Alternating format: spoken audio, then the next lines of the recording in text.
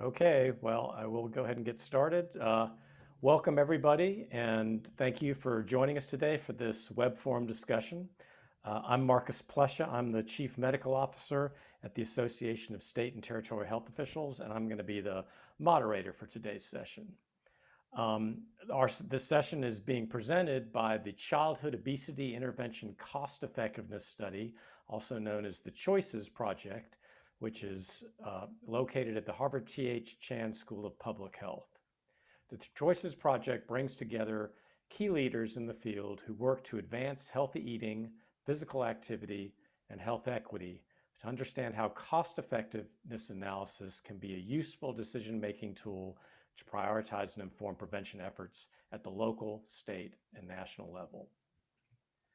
The COVID-19 pandemic has definitely emphasized the importance of prevention and the role that public health plays in prioritizing efforts to ensure a healthier future for all. Improving health equity and reducing obesity-related health disparities is even more important now than ever, as public health emergencies like the pandemic have arisen and have disproportionately impacted many communities of color. Investing wisely in strategies that we know work to improve health and reduce health equity is critical. And cost-effectiveness analysis is a tool that can help with this. This tool relates the cost of a program or policy to its key outcomes or benefits. It can be used to look at programs and policies that offer the best value for the money invested and to help decision makers make informed choices about which public health strategies are the smartest to invest in. There are a variety of public health programs and policies that can offer significant value for the money invested. And some of these can even save money in addition to improving health and health equity. An example of one of these kinds of strategies is an excise tax on sugary drinks. So today we're going to talk with several experts in this area of public health research and practice who've studied sugary drinks and the public health prevention strategies that can contribute to lower levels of consumption. We'll also hear about some newly released data on the potential cost effectiveness of a sugary drink excise tax that's being used and implemented in California. So I'd like to start now by introducing our panelists. We're joined by four key leaders in the public health field. A couple of them are from the California Department of Public Health. They both participated in a one-year training, technical assistance, and modeling initiative with the Choices Project. And those two speakers are, first of all, Maria Ochoa, sorry about Ochoa, that. I'll help you out. Ochoa. I got prompted on that and I already messed it up. Sorry about that. Maria Ochoa, who is the Assistant Deputy Director at the Center for Health Communities at the California Department of Public Health. In her current role, Ms. Ochoa oversees the administration and operations for programs that address environmental and occupational health, injury prevention, chronic disease prevention, and substance use and addiction. We're also joined from the California Department of Public Health by Jessie Gouck. She's the Senior Program Specialist and the Strategic Lead for the Nutrition, Education, and Obesity Prevention branch at the California Department of Public Health. Her work takes a comprehensive look at the food system and built environment and includes state and local efforts around jurisdiction-level policy, sugary drinks, health equity, and working across sectors to ensure healthy communities. Next on our panel is Kristine Madsen. Dr. Madsen is a professor at the University of California, Berkeley School of Public Health, and she's the faculty director for the Berkeley Food Institute.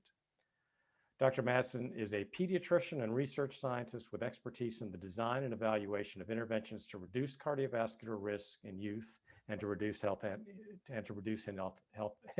inequities.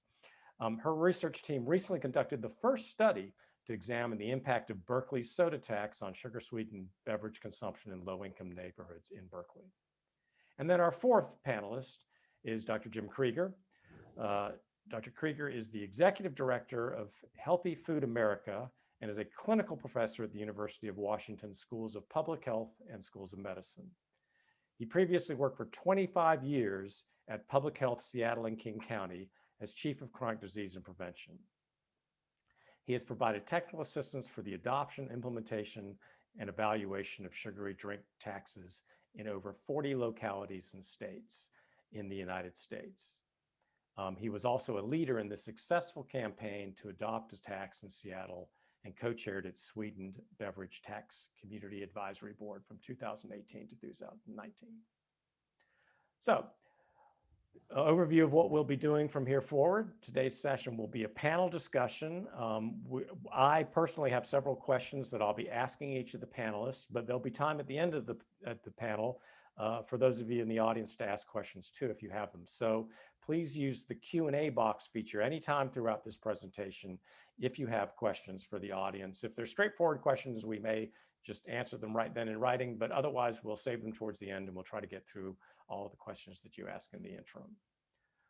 After this event, there's going to be a post-panel discussion opportunity for members of the Choices community of practice. And if you're in that group, you will have received a separate Zoom link to use to come into that particular event.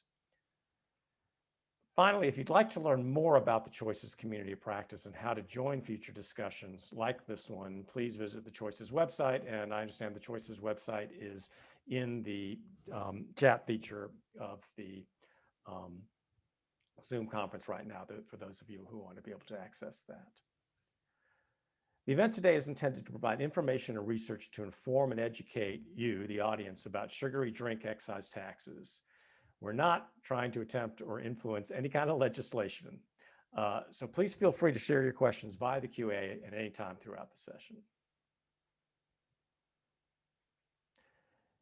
And with that, we'll go ahead and start with the first question. And this first question is going to be to Dr. Chris Madsen. Chris, you've studied trends in sugary drink consumption in California and the impacts of these local efforts in Berkeley to limit sugary drink consumption. Could you tell us a little bit about how all of this work started? And maybe start by just telling a little bit about, what are sugary drinks and why should we focus on them? Right. Thanks, Marcus. And I'm happy to be here, excited to be here with everyone. I think this is such a critical topic. So when we talk about sugary drinks, we're talking about drinks to which we add sugar. So drinks with added sugar. So 100% fruit juice, orange juice, or apple juice. We don't lump those in with sugary drinks. We're talking about things like soda, which is, the number one seller among sugary drinks, but also fruit drinks that have added sugar. So, the juice boxes that go home with kids, or that go with kids, often have added sugar to them. And, pre-sweetened coffees and teas, sports drinks, energy drinks, all of those can have added sugars. And the reason that we focus on sugary drinks is because they're the number one source of added sugars in the American diet. That's where about half of our added sugars come just from drinking them.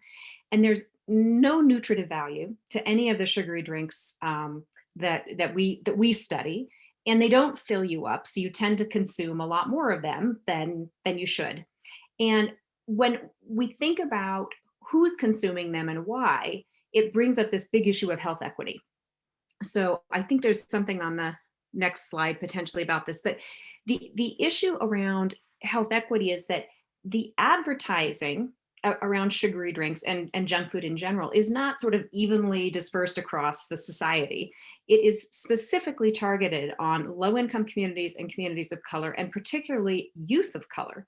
So, for example, Black or African-American youth are exposed to about 5 times as many ads on TV for junk food and sugary drinks as their white peers. And so not only that, we have the fact that sugary drinks, despite these huge health impacts, so causing diabetes, causing obesity and heavily linked to diabetes, we also know that they're incredibly cheap, right? So you have something that is incredibly unhealthy, that's super cheap, and it's advertised heavily, particularly to youth of color. So it's not surprising that we have these huge disparities in consumption by income and by race, ethnicity, that lead to these huge health inequities. So you can see that there has been a decline over time. This top graph is showing you that there's been a decline over time in the last 10 years in sugary drink consumption. That's good news. The problem is that we're still drinking about 40 gallons per person per year. And that's really bad news. That is problematic. Californians tend to drink maybe a little less than nationally, but our youth, about 40% of our youth, drink at least a soda a day, which is still far more than what we would like. And you can see that children are heavier consumers than adults as well. So the calories per person per day have this is the lower graph, that bar graph below the sort of line graph shows that there's this inching down in terms of beverage calories per person per day, but it's almost 200 calories per day that people are consuming through sugary drinks. So this is why I think it's critical that we focus on sugary drinks as a means of increasing health equity and reducing the risk of diabetes and heart disease. And you're muted, Marcus. Thanks. Welcome to Zoom. Context. Yeah. So what is a sugary drink excise tax, and why might that be an option to reduce our consumption of these sugary drinks? So I think the most important thing I will say today is that an excise tax is levied on distributors. There's a lot of misunderstanding in the general public around what an excise tax is, but the key here is that distributors pay the tax, and they pay it directly to, in the United States, they're all in cities, but basically all of our excise taxes are in cities. So the distributor, if they want to sell a sugary drink, they have to pay some amount to the city. And in the US, our city taxes range from 1.5 cents per ounce to 2 cents per ounce. It doesn't seem like a lot, but it ends up being about 15 to 20% of the price of the beverage. And that's important because if you raise the price of something, it does a couple of things. One, it sends a signal, and you can go on to the next slide here, but when you raise the price of an item, it sends a signal that it may be less healthy. That's certainly a possibility when you pass a tax. And it also means that people are less likely to want to buy it. So what we've seen is this is sort of the standard slide you might see on how sugary drink excise taxes work. Distributor pays the tax to the city, the shelf price goes up, and people change their behaviors. But that bottom line there, that the city invests the revenues in community, combined with people drinking less, that I think is where we get greater health equity. And I know Jim's going to probably be able to touch on that a little bit more later. But what we have seen both in the United States and internationally, because over 40 countries now have taxes, what we have seen is that there is a significant decrease in the purchases of sugar sweetened beverages immediately after a tax goes into effect. And it's about a 1-to-1, maybe a little bit more than a 1-to-1. And these are the cities in the US that you see that have taxes. But so by 1-to-1, I mean, if you raise the price of soft drinks, sugary drinks by about 20%, purchases decline by a little more than 20%. That's what we've seen both locally and nationally. But it does mean, it is important to recognize that there's variability by city. So Berkeley, for example, in low income neighborhoods, we saw that people reduced their consumption of sugar sweetened beverages by almost 50%. That's not going to be the case in every single jurisdiction. And importantly, and this is why I think talking about a state tax is critical, the smaller the geography, right? So if you have a tiny city and you've got people in that city, it's really easy for people to avoid the tax by stepping outside of their city and going to the city next door. When you have a statewide tax and you have a huge geography, people aren't avoiding the tax. All the revenues are going then to the state and potentially, being meted out to counties and cities, but people can't actually just, hop across the border easily. So this is why I think talking about a statewide tax is actually a really novel and important discussion. Great. Well, speaking of a statewide tax, let's go now to our partners at the California Department of Public Health. Maria, how do strategies to reduce sugary drink consumption fit into the priorities of the California Department of Public Health? Good morning, everybody. So thank you, Marcus, for inviting CDPH to participate in this event. It's definitely a priority for our department.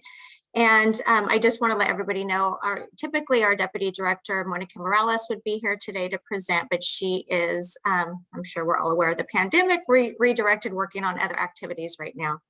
So the California Department of Public Health is big, and it's tasked with a broad range of responsibilities and oversight. Generally, the governor's agenda sets the framework for all state agency priorities. We look to Let's Get Healthy California, which is the state's shared vision for better health, better care, and lower costs with an emphasis on health equity. To help prioritize programs and policies, identify key priorities, and lay out an overarching framework and strategic approach to unify efforts across the states to help California become a healthier state. We do this through joint efforts of 6 goal areas. Reducing sugary drink consumption is a key indicator that supports several of our priority goals identified in Let's Get Healthy California. The three most relevant are Healthy Beginnings, which is a focus on our youth, Living Well, which is supporting healthy behaviors throughout the life course, and Creating Healthy Communities, which aims to support our environments with healthy options. We prioritize identifying policies and programs that can improve the health of California residents and advance health equity. Our obesity prevention activities are supported through various programs at CDPH. The department looks to the Center of Healthy Communities and NEOP, our obesity prevention branch, to establish programmatic policy priorities for local implementation of healthy eating and active living. The department also looks to us to provide evidence on effective interventions. In that vein, we have prioritized healthy beverage consumption and purchasing as the key strategy area to help reach our goals. Working with the Harvard Choices team has added to our data. Cost effectiveness analysis around sugary drink interventions gives us another piece of information to support decision makers when considering effective public programs and policies in line with the Let's Get Healthy California goals. Great, thanks, Maria. And as I understand, the California Department of Public Health recently participated in the one-year training and technical assistance program that the Choices Project at the Harvard Chan School of Public Health does. Jessie, could you speak a little bit to why your health department was interested in participating in that initiative and why you were interested in looking at the cost effectiveness of a sugary drink tax? And could you also share a little bit about what you learned or what you found? Absolutely. Thank you. So as Maria said so nicely, CDPH's responsibility is really to share evidence and best practices on the effectiveness of interventions based on outcomes of interest that we have. And we really want to ensure that our partners and decision makers have the best information available when considering a subject. So within our branch, so that's the obesity prevention branch, we do have the programmatic priority around changing beverage consumption for all the reasons that Dr. Madsen covered.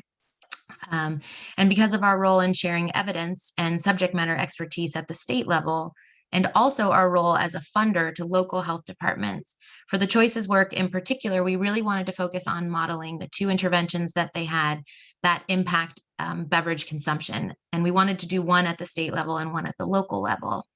So for our CDPH Choices work, our goal was to develop state level capacity and expertise that created a shared understanding of the projected impact of a statewide sugary drink excise tax and the installation of chilled water dispensers in schools. We wanted to know the impact on population reach, population health, healthcare cost savings, and the potential impact on health disparities. So if you could switch the slide, we have some of the selected modeling results from evaluating the costs and health-wide impacts of a statewide volume excise tax of 2 cents per ounce. And so on the left, you can see the impacts on sugary drink consumption levels. So we're looking at down by 69 drinks per person in the first year, and a reduction of obesity and obesity-related chronic disease cases at the end of 10 years, which we found to be really important. And on the right, you can see the potential healthcare cost savings. So we're talking about, California is a big state and we have a lot of people. So we're looking at $1.83 billion saved in healthcare costs over 10 years. And, this is overall, we can pull out the public costs. So that's something that's really nice to be able to look at our Medi-Cal costs and sort of see what the public costs and the overall costs across California. It's also modeled as a cost savings intervention. So you can see one of the things that was really incredible about participating in this is it's a piece of information where we can take to decision makers to say, we know exactly how much it will cost to implement this intervention, but for every dollar we invest in this, we will save close to $47 in healthcare costs. So it's a very powerful modeling exercise to really understand that side of the intervention. And then at the bottom of the slide, you'll see one of our we're calling other health outcomes, because we're an obesity prevention program, but we really understand through this modeling exercise, as you can see, we have 3.9 million saved in dental decay treatment costs. We also know there's a significant reduction in dental caries. So this is just one of the other ways beyond obesity prevention, and it helps CDPH to understand that a statewide excise tax is potentially a very far and wide-reaching public health intervention. Thanks, Jessie. Maria highlighted some of the interests that the Department of Public Health has in improving population health and also in advancing health equity. Could you share a little more about what your team learned about the potential impact of a sugary drink excise tax? Yeah, absolutely. Next slide, please. So our modeling results and really other economic studies show that with a sugary drink tax, consumers will buy fewer sugary drinks. Dr. Madsen already talked about this. So these consumers really are expected to spend less on sugary drinks after a tax is implemented, even though the price of sugary drinks will be higher with the tax. So our modeling results on the screen, we expect that each person who consumed sugary drinks in California would spend $48 less on sugary drinks in the first year, or about $142 per household in the first year of the tax. So this frees up additional disposable income for consumers across California. And we know that certain populations, and Dr. Madsen spoke to this, communities of color and people with lower incomes tend to be higher consumers of sugary drinks. So the savings translates to those communities. And on the next slide, we talk, in addition to these changes in spending, the health benefits are projected to be the greatest among individuals with low income and communities of color. So under this proposed tax that we modeled, we project that Black or African-American Californians would see a 39% greater reduction in obesity prevalence than average, and Latino Californians would see a 33% greater reduction in obesity prevalence than average. So really on that basis, we're able to project that the proposed tax would decrease disparities in obesity outcomes and improve health equity across the state. That's great. Thanks a lot. Let's shift now and hear a little bit from Jim.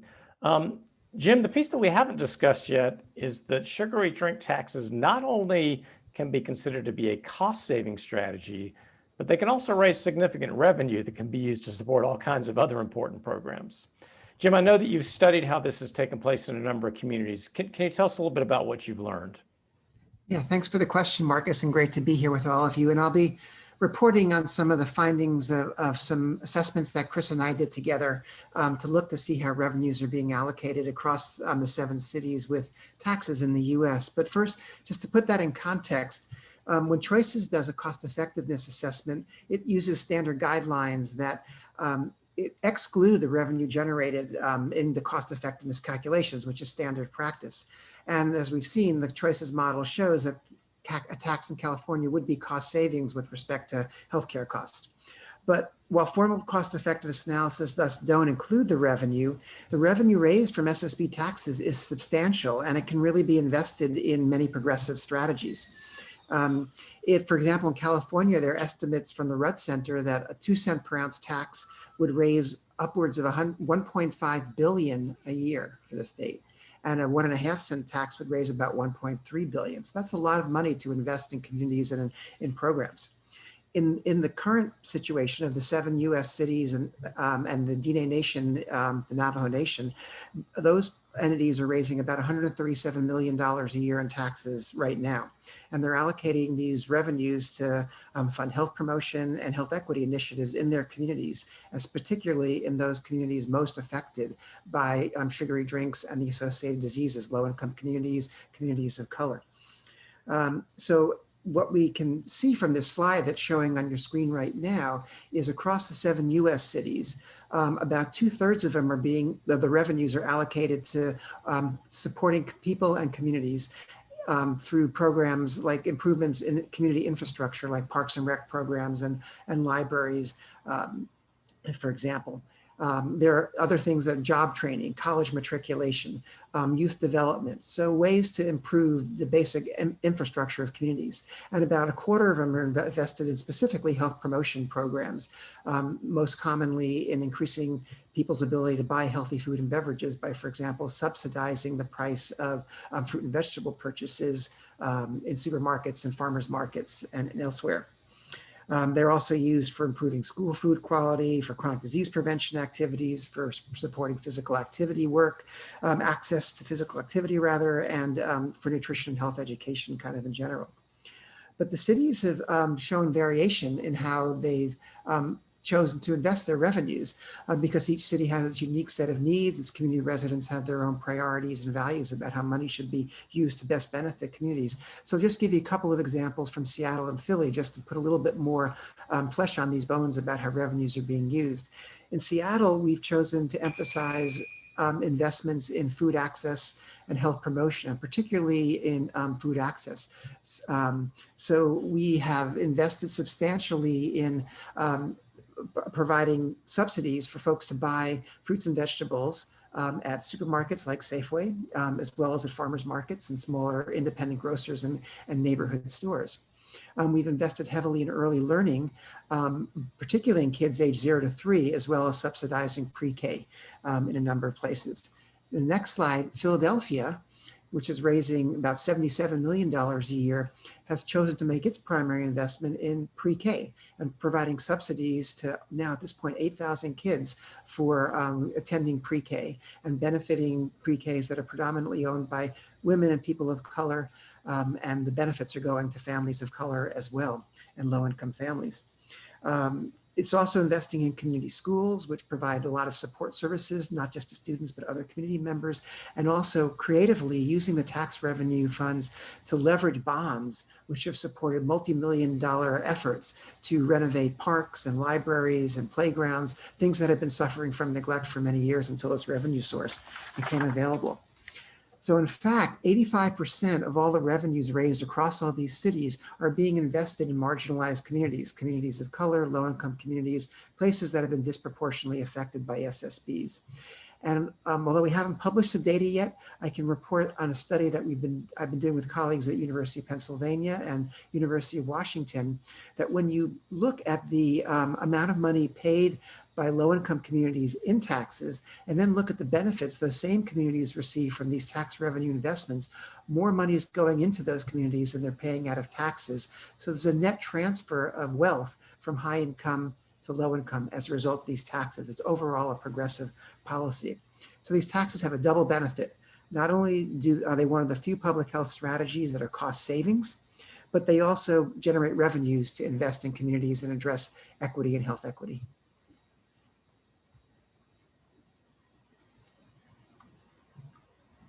Thanks, Jim. So you've given us some great examples of how various communities have, well, first of all, I mean, it is impressive that not only do these sugary drink excise taxes, they're a cost-saving strategy, but they really can bring about substantial increases in revenue. I think you've given us some great examples of the ways some communities have used those. Do you want to talk a little bit about, sort of how these kinds of taxes fit in to sort of a broader approach to obesity and obesity prevention? Yeah, I mean, these taxes, no single taxes or policy or strategy is going to drive down the high levels of consumption that Chris, displayed for us and talked about. And an integrated suite of strategies is important to think about. Now, I think the evidence is that taxes are the strongest strategy and the most effective strategy and have the strongest evidence base supporting them now. And so it's worth considering this. But we also know there are other strategies that are effective from evidence in other countries as well as the US, like warning labels, front of package labels, procurement policies, and the like. Procurement meaning having companies and governments not purchase sugary drinks, or schools not make them available on their property. And we see from examples in Chile and Mexico, for example, combining these strategies into a suite of policies is more effective and quite effective in addressing the range of factors that contribute to sugary drink consumption. So I think that's a key issue to look at. That's great. Thank you, Jim. So, we have a very cost-effective strategy here. We have a strategy that can raise substantial revenues. But Chris, what do we know about the potential implications of a sugary drink tax for businesses? I know you've studied this locally in California. What did you learn from your work? Yeah, that's such a good point. And because our research has focused so much on health equity, we include owners of small businesses in that, right? So we don't want to see that these kinds of taxes actually have a negative impact on smaller retailers. So we went out and interviewed over 100 retailers in Berkeley, San Francisco, and Oakland, And we really intentionally sort of randomly picked retailers, but we picked mom and pop retailers and we picked grocery store owners. And so we tried to get a, kind of the swath of different retailers that are out there selling sugar sweetened beverages. And what we found was that, so over 75% of retailers had no concerns about the tax. 70% said it had no impact on their business or a minimal impact on their business. And interestingly, that really didn't differ by the size of the business. So mom and pop retailers weren't more likely to say that it was a problem for them. It did change depending on whether or not sugar sweetened beverages made up a big chunk of your sales, right? So if you're in the business of selling sugary drinks and that's what you do, it is probably going to hit you harder, which makes sense. And actually we don't really want any single business to be we don't want people in the business of selling things that are killing people, right? That's actually not the right business to be in. But when we talk to retailers too about whether they thought that more, should other cities also adopt a tax? Should there be a statewide tax? Interestingly, over half of retailers said, yeah, other cities should adopt it. It's more fair for me, right? If I'm not the only city that's taxed, but it's also good for people. Retailers absolutely recognize that there are significant health benefits that go along with something like a tax. And I think the biggest issue for retailers is honestly understanding how revenues are spent, which is one of the reasons that Jim and I did this study looking at where the revenues have gone so far, because we know they're going into things that are really, specifically trying to support communities and increase health equity. So I think getting the message out about how these revenues are being used is critical. And I think that's what helps retailers understand that it's a valuable proposition from many perspectives. Great. So, well, let's go back now to the role that public health agencies can play in both setting and prioritizing strategic opportunities to promote health and health equity, and specifically to look at interventions like this. Maria, how can the California Department of Public Health use this cost effectiveness framework to help inform your decision making? Thank you. So our CDPH directorate has laid out a plan for the future of our public health systems that relies on, among others, data science with a specific call out to modeling data to help us understand potential action. So just really taking a look at all of the data that's provided to us and making decisions. And having this data that demonstrates reduction in healthcare costs for obesity-related healthcare, along with other benefits to diabetes, oral health, and Medi-Cal savings, is incredibly valuable and of great interest to decision makers and our stakeholders alike.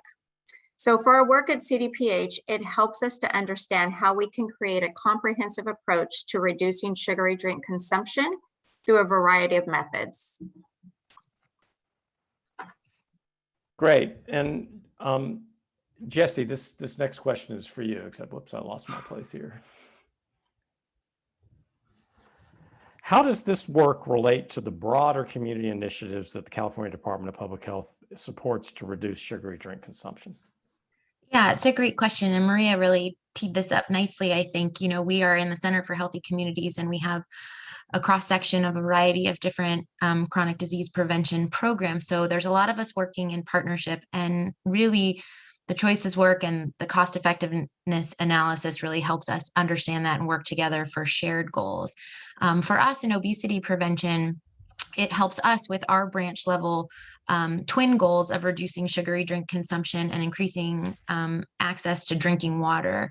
We really considered when doing this modeling exercise how the sugary drink tax revenue, in addition to all the ways that Dr. Krieger just talked about it, how we could use to be supporting a variety of different California specific programs that address health equity and water equity and promoting safe water access in schools and other water access and equity needs. We are really putting this in the context of work that we're already doing in the state. So we're already running a statewide social marketing campaign that focuses on healthy victories and has an emphasis on healthy beverage consumption. In addition to our state level work. So we've been thinking about what we can do at the state level with social marketing and also potentially an excise tax, but we also fund local health departments to work with communities. So we're talking county, city, or neighborhood scale work to think about healthy beverage wants and needs. And we prioritize that in all of our funding. And that work can happen at the site, organizational, or community or jurisdiction level. So we really are trying to utilize the choices work to expand the conversation around the potential impacts of a sugary drink excise tax and the impacts that that tax can have not only in the health outcomes and the healthcare cost savings, but through the revenue sources that have been discussed, how it can potentially lead to funding and supporting some of these other initiatives that we have going locally, and really how we can take a full wraparound approach with all of our beverage work. And we're using the information around cost effectiveness in terms of communication materials that can be shared with other stakeholders that are working in California to support this broad healthy beverage work statewide. Great, thank you very much. So that sort of closes out our formal panel Q&A between me and the panel, and now is an opportunity for those in our audience to chime in with whatever questions you may have. So just to review, there's a Q&A function on Zoom down in the bottom of the screen that says Q&A, and if you click on that, you can type in a question and we'll ask it for you. I see we have one in there, and actually before I go to that question, I did want to ask one question. Maybe I'll ask this of Jim, because we keep talking about excise taxes, and let's just clarify, how is an excise tax different than a sales tax, Jim?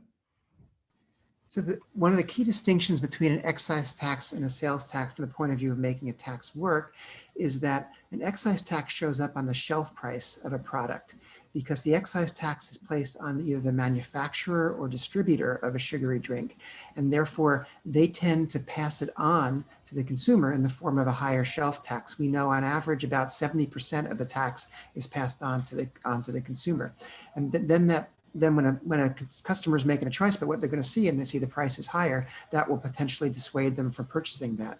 A sales tax, on the other hand, is placed on the consumer at the point of the cash register. So they don't see that price until they're checking out. So it isn't influential in shaping their shopping decisions. And it's also taxed directly on the consumer rather than taxing the businesses, the manufacturers, the distributors that are pushing these sugary drinks on the communities in the first place.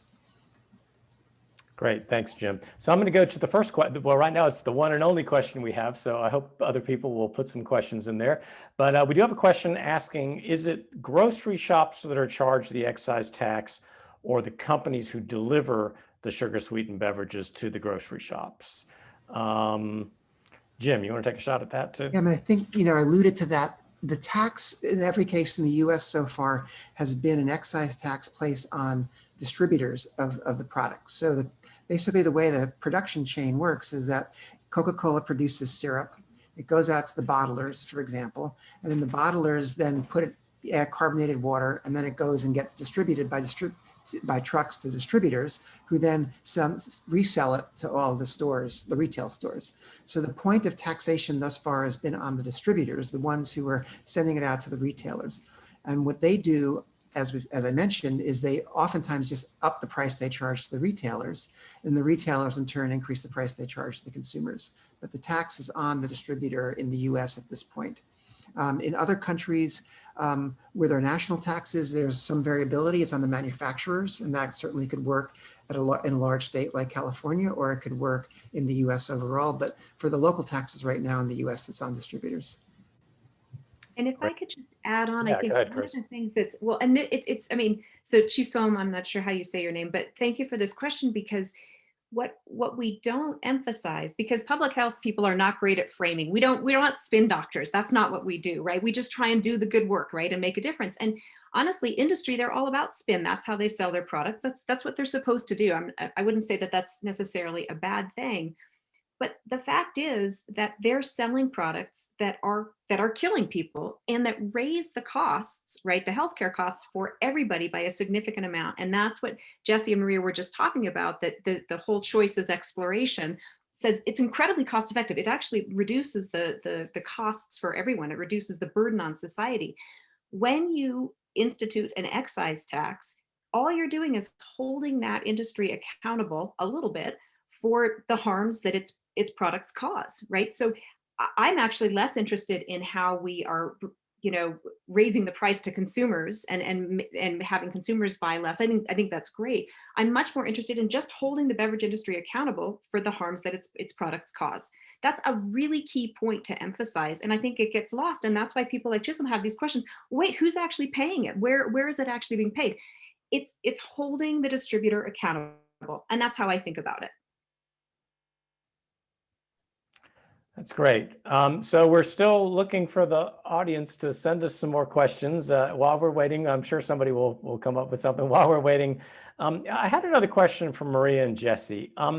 You know, one of the things that Jim pointed out is that really these, like many things in public health, these beverage taxes really kind of work well with a host of other interventions as well. And I wondered if either one of you, maybe we'll start with Maria, or Maria, you can hand it off to Jessie, whatever you want to do. But I wonder if one of you might want to just talk a little bit about, you know, sort of the bigger picture and how this fits in, and kind of how this plays out as far as effectiveness compared to other things that you've done. I'm going to defer to Jessie. She's done a lot more research in this area. Yeah, thanks for the question. I mean, I think what Jim just said a few moments ago, that we know that this is really sort of the big intervention that we know that has all these benefits in addition to the changes, you know, in consumption and purchasing. But we would love to see this married with a whole host of different things. And I sort of alluded to this earlier, where I said that we're working on site level work. So we've got folks on the ground that are working on nutrition standards and beverage policies and access in localities, right? And we're talking about that in schools, in early childcare settings. We're doing that in faith-based settings. We're doing it all across. There's a variety of different retail work that's being done. So also looking at what the interiors of stores looks like. So in addition to the cost, and there's other work coming out of Berkeley that's happening around this, in terms of, you've likely heard of things like healthy checkout lanes, or what can be sold in various areas. So there's people who are saying you can no longer have you know, sugary drinks sold on, say, UCSF's campus and now in Berkeley. And so there's a whole host of sort of community level interventions, organizational interventions. So think about school wellness policies, or, you know, after school settings that have a variety of different things, and then site level work where you're working individually with families. And so we really are aiming to think about this not only in the context of just sugary drink reduction and increased water consumption, which we are thinking about, but also in concert with physical activity and overall wellness, and, you know, strong services to communities, and trying to really wrap around communities with a whole host of interventions that can really change the narrative. And Chris really talked about this a little bit earlier, not only the marketing that's happening to specific communities, but other reasons why the choice might be a sugary drink over an alternative drink that might be a healthier option, and really getting at changing the narrative and social norms around sugary drink consumption. And just to follow up to that, you know, we saw in an earlier slide that there's a number of communities across the nation who've been successful in doing a sugary drink tax. There are several in California. But you guys may be queued up to be the first state to pull this off. And we talked about why it's so important to do that at the state level. I know that one of the things you did was participated in the Choices Project and in the cost effectiveness work. But how long have you been working on this? And, you know, what else have you done to get your state to this place? There's a lot of people who could answer this question, and there's a lot of work that's been done. You know, from a legislative process perspective, which has been the route that sugary drink excise tax advocates have been moving, there has been a proposed tax in the state legislature, I would say pretty much every year for the last, say, 10 to 15 years. And Chris, you can jump in on that if you'd like. And it's taken a whole host of different looks, right, in terms of exactly the amount, or what the goals were, or what the revenues would go for. It has never gotten out of committee.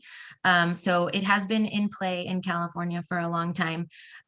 Certainly, we have had the preemptive policy that happened here in California in 2018 because of, well, maybe I'll let somebody else jump in on that to speculate on why that happened, but talk a little bit about, I think for us at the state level, we recognize that currently local taxes are not allowed. Sugary drink taxes or grocery taxes are not allowed until 2030 in the state of California.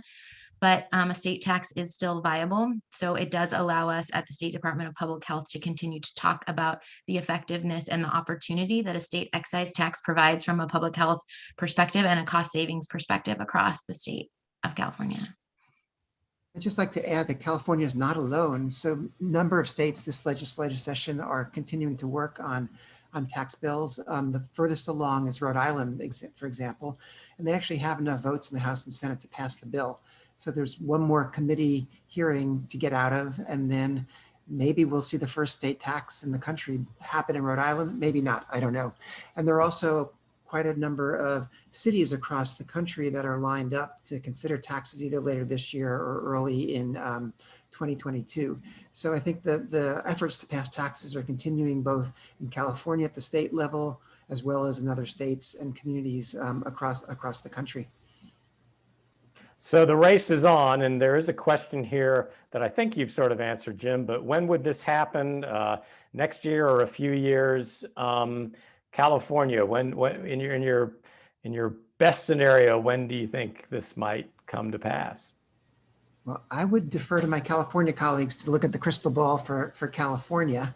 But I think that we will, I'll defer to them, but I think we'll see a state level tax this year or next year pass for the first time somewhere. And I think we'll see probably, my guess is 2 or 3 more local taxes pass within the next year to year and a half timeframe. And I think, California, sadly, it's it's a 2-year cycle. Basically, legislation gets proposed over a 2-year cycle, and it kind of, it's dead in the water for this next 2-year cycle. Now, that's not entirely true. There are ways to add it as a budget clause, and there are definitely other mechanisms that we could still use to have it happen by 2022. But it would take tremendous public pressure. And so I'm looking at some of the questions that are about, how would this happen and how do you advocate for a tax? It is critical that community is involved and the community says, yeah, this is what we want. And unfortunately, the industry is really, they've been doing great work talking to getting on the ground and getting out their frame around this and putting out their messages, which I think are just bunk, but that's what they do. We need the same thing. And I will mention, and Jim and I both have worked closely with Javier Morales at Praxis Project. It's a California-based nonprofit. You can go to Jim's website, Healthy Food America. You can go to the Praxis Project, look at ways to get involved, look at ways to try and, get in touch with community, because I will tell you, if you get community members showing up in front of their legislators, you will see movement. But as long as it's me, a researcher going, blah, blah, blah, we need this, it's not going to happen. And, just from the California perspective, I think, and I'd love for Jim and Chris, if you'd like to respond to this, I think in terms of some of the questions about thinking about what the future of California could look like, health equity is everything that we're thinking about in California right now. And I think that that oftentimes, from a public health or a healthcare perspective, we're focused on weight and health outcomes that come from being overweight or obese. But that's not necessarily the message that carries the benefit of this tax. And so I think from an equity perspective, I don't know, Jim, Chris, if you'd like to speak to really the equity benefits and issues that come with taxes, because I think this is going to be a really important part of the conversation if we're going to move past where we are right now.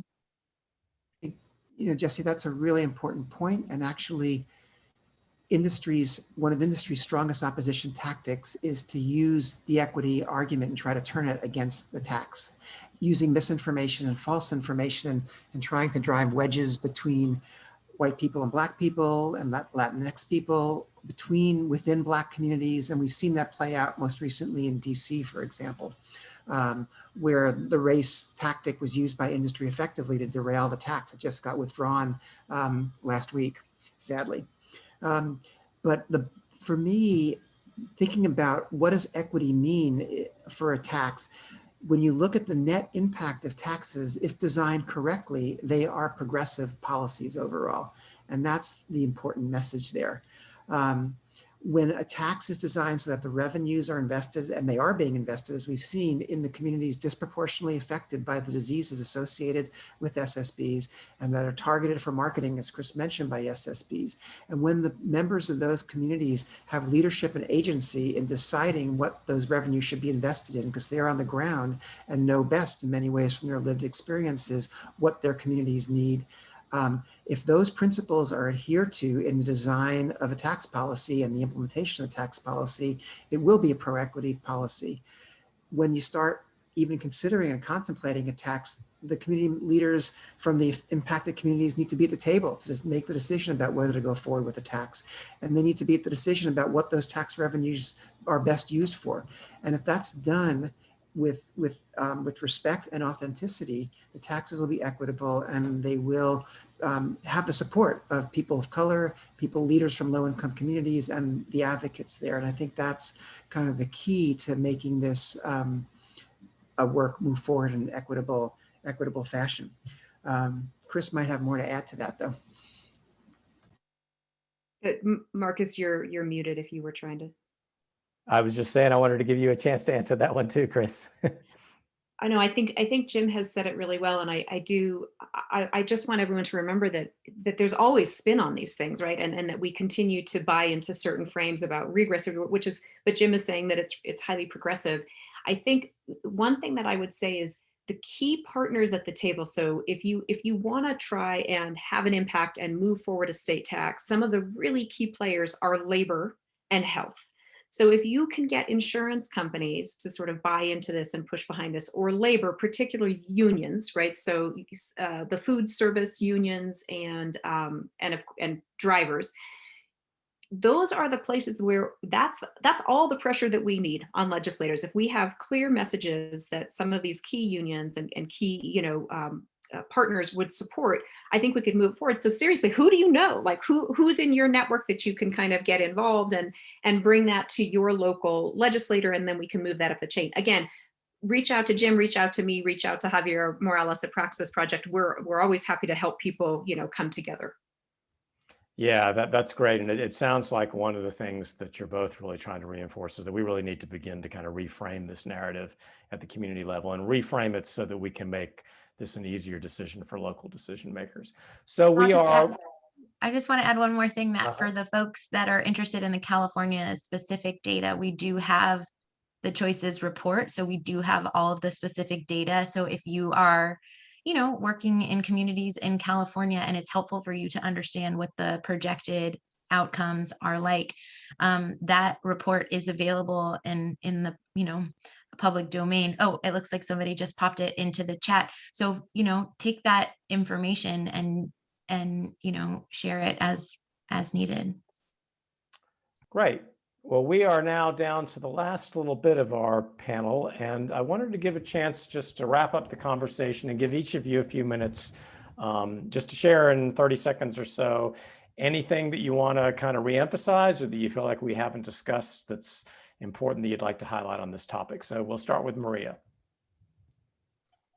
Yeah, so I would just say that cost effectiveness analysis gives public health staff an additional angle to talk about public health interventions. Oftentimes, a compelling cost savings argument resonates more than projected health benefits. So again, just sharing that information about the cost savings is much more beneficial for us. Jessie. Yeah, for us, it's really understanding that this projected tax in the state shows us that we can really significantly be able to address health disparities in the state and really take a real hard and strong look at addressing inequities. And I think for us in public health, and those of us that are particularly focused on healthy eating and active living, that understanding a statewide excise tax can really give us a great opportunity to reinvest public dollars saved and use those revenues to address equity issues statewide. Chris? Just remember that the purpose of these is to hold industry accountable for the harms of its products and for its targeted marketing and oppressive marketing. And that these, when done right, as Jim says, it gives control back to communities to decide what to do with those revenues. And Jim.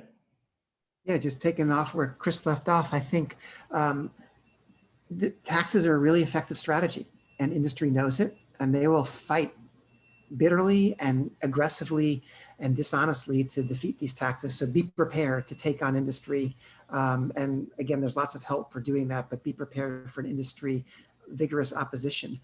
And the best way to work that is to make sure there's community support from the tax from the very beginning. And that's by engaging communities, whether it's a state tax or a local tax from the very beginning. State taxes provide a unique challenge, I think, community engagement in a state as large as California. But there are ways to engage community both in the campaigns and also ultimately in advisory groups or other leadership roles once the tax is passed, and deciding where the revenues are going to go and making sure they're distributed to promote equity and benefit those most affected by sugary drink taxes. So keeping the focus on equity, keeping the focus on holding the companies responsible, and engaging community are really key points in success in doing sugary drink taxes. Well, excellent. Thanks. I think this has been a fantastic panel, and I'd really like to thank all four of you panelists for joining and doing this. I mean, I think it's really nice when we can have a panel where you get a little bit of perspective from the academic side and really understanding the science behind things. You can get some perspective from the advocacy side as far as what works and what some of the challenges are. And then it's just always great to hear sort of the applied side and hear from states and local communities that have done or are trying to do these things. And California, we're proud of you, and I know you'll pull it off. So just keep hanging in there. You've led the nation with a lot of the work on tobacco control, and it looks like you're taking a lead on this too. So thank you. And particularly important are groups like the Choices group that are really sort of helping to push the edge a little bit on, you know, what the science is and how we get the science out there. So I'm just going to run through a few things, and you'll see them pop up in the chat as we go through them. I mean, if you would like to learn more about the modeling results from California, then please take a look at California's sugary drink tax report, which is in the chat now, I think. We'll also be sharing several new resources from the Choices Project after this webinar, and some of you can join the conversation that's going to occur starting at 3. You can learn more about the Choices Project in general, and if you're interested in this kind of work, I strongly encourage you to do that. We've been very, very impressed with the work they've done across states and local public health departments, and their website, which is choicesproject.org, I think is also in the chat. And then if you'd like to join others in the field whose work is focused on advancing healthy eating and physical activity and how cost-effectiveness analysis can help support this work, please join the Choices Community of Practice, which is the group that's going to be coming together in a few minutes to have a little bit more discussion. So thank you very much again to the panelists, and thank you very much to our fantastic audience. And you did kick in and ask some great questions, and I'm sorry there was one last one I didn't manage to get to, so I apologize for that. But we really appreciate all of the attention and interest. And one more time, just wanted to invite those who are able to stay on for the community practice to please, you have to zoom in separately for that. And then also wanted to mention that Choices will be having their next web forum event on Wednesday, July 14th from 1 o'clock to 2 o'clock. And this event will feature the Choices partnership with Denver Public Health and leaders in the field who've helped to work to promote healthy weight across clinical settings. So thank you very much and take care.